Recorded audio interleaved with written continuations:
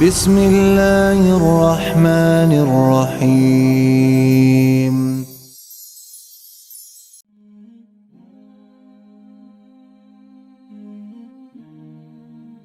If you grew up watching the Bugs Bunny cartoons like me, then you might have the impression that gravity only works if you walk off the edge of a cliff and look down. But in the real world, gravity is a force that exists among all material objects in the universe and attracts them towards each other.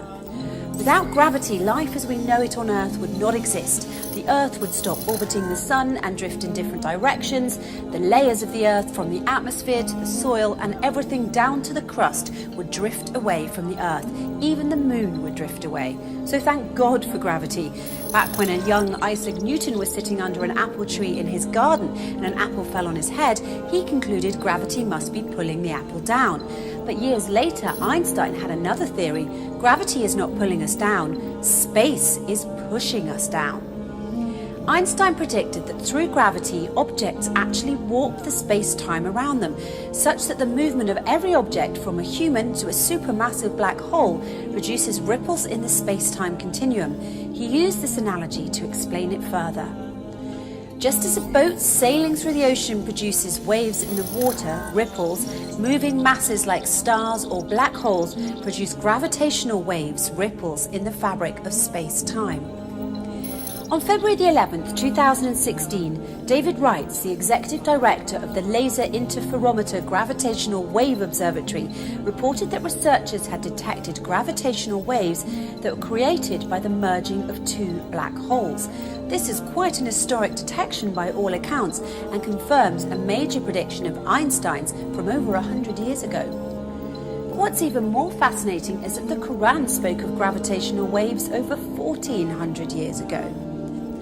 To more clearly illustrate what these gravitational waves are like, Einstein himself, as well as physics professors and teachers alike, compare the movement of spatial bodies to a child's bounce on a trampoline. And in verse 11 of chapter 86 of the Quran, it is written, "By the heaven which is characterized by its bounce." The Quran swears by this unique characteristic function of the heavens, or space, as we commonly call it, by alluding to the distinct movement, the bounce, produced when heavenly bodies move in space. Now, staying within the gravity family, let's take a look at gravity's younger, lesser-known brother, microgravity. Question for you. When I say the word astronaut, what's the first thing that pops into your head? I'm going to go ahead and guess it's not the word swimmer, right? Because astronauts fly up into space the exact opposite direction from diving into the ocean. But did you know that astronauts have to be really good swimmers? Why do astronauts need to know how to swim so well? Because according to NASA, floating in space is a lot like floating in water, so much so that NASA has built a massive pool, 10 times larger than an Olympic-sized one, so their astronauts can train for spacewalks by going for a swim. The pool is called the Neutral Buoyancy Laboratory, and it simulates the conditions found in the weightlessness of space. The underground laboratory contains 6.2 million gallons of water and is used by astronauts decked out in their full spacesuits to carry out the tasks they'll be expected to perform in space. With the assistance of scuba divers, astronauts train 7 hours in the pool for every 1 hour they'll spend on a spacewalk. Interesting. There's no water on space, and yet NASA trains their astronauts for spacewalks in the world's largest swimming pool. You know what else is interesting? The Quran linked space with water as well, when it said, "And it is He who created the night and the day, and the sun and the moon, all in an orbit are swimming." That's right. The Quran used the word swimming to emphasize the microgravity and weightless environment of space. Now let's take a quick look at the transmission of gravitational effects. After all, if space has waves and ripples like water, then what's to keep anything in its place and stop it from just floating off? 2 words: gravitational anchors, a term coined by the physicist Robert Tootle in 2012. To understand this better, let's borrow a beautiful analogy from the physicists Thomas van Flandern and Jean-Pierre Vigier, who explain the transmission of gravitational effects by asking us to imagine a buoy floating on the surface of the sea. The buoy is connected by a chain to an anchor that is holding it in place. If the anchor is moved, the chain causes the buoy to move too. In turn, the buoy's motion sets off waves in the water.